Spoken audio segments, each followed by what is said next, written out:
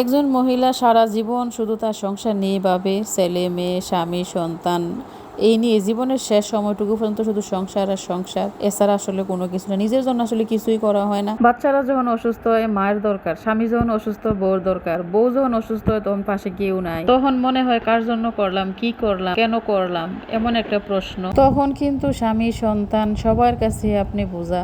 আপনার এখন আর কারো কাছে ভালো লাগে না, কারণ আপনি এখন মূল্যহীন, অচল পয়সা হয়ে গেছেন। এখন আর কারো দরকার পড়ে না আপনার। তখনকার কিন্তু পুরুষ মানুষ তখন অন্য নারীতে আসক্ত, ছেলে মেয়ে তখন এমন আচরণ করব মানে যেটা আপনি কখনো ভাবতেই পারেন নাই, কখনো এদের থেকে আশাও করেন নাই। তখন শুধু মনে হয় কি করলাম, কার জন্য করলাম। চোখের পানি ছাড়া তখন আসলে কেউ সঙ্গী হয় না, তখন নিঃসঙ্গ জীবন, চোখের পানি একমাত্র সঙ্গী। তখন শুধু একটাই ভাবনা, যারে এত ভালোবাসলাম, যার জন্য জীবনে সবকিছু শেষ করলাম, সে আজকে পর। যে সন্তানদের গর্ভে ধারণ করলাম, 10 মাস 10 দিন কষ্ট করলাম, সন্তান জন্ম দিলাম, লালন পালন করলাম, এরাও আজকে আমার পর। তো এই কারণেই ফুলের সৌরভ আর রূপের গৌরব, এই দুই জিনিস আপনার জীবনের কিছুই না। একসময় আপনার রূপ আছিল, গুণ আছিল, অনেক কিছু আছিল, এখন আপনার কিছুই নাই। চোখের পলকে আপনি একেবারে সবার কাছে অর্থহীন। এক পলকেই আপনার সবকিছু শেষ হয়ে গেল। যেমন একটা গাছের পাতা ঝরে গেলে গাছটা যেমন হয়, ঠিক আপনি তেমন হয়ে গেলেন। তো এই কারণে সময় থাকতে নিজেকে নিয়ে ভাবার দরকার আছে, নিজেকে সময় দেওয়ার দরকার আছে, নিজেকে যত্ন করার দরকার আছে।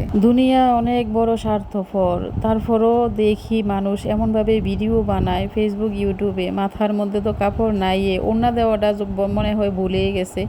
মাথার মধ্যে কাপড় নাই, বুকে ওড়না নাই, ওড়না ছাড়া এমন অবস্থা ভিডিও করে। আর এই দুনিয়াটা আসলে চিরস্থায়ী না। আমরা এই দুনিয়াতে মাত্র কয়েকদিনের মেহমান মাত্র।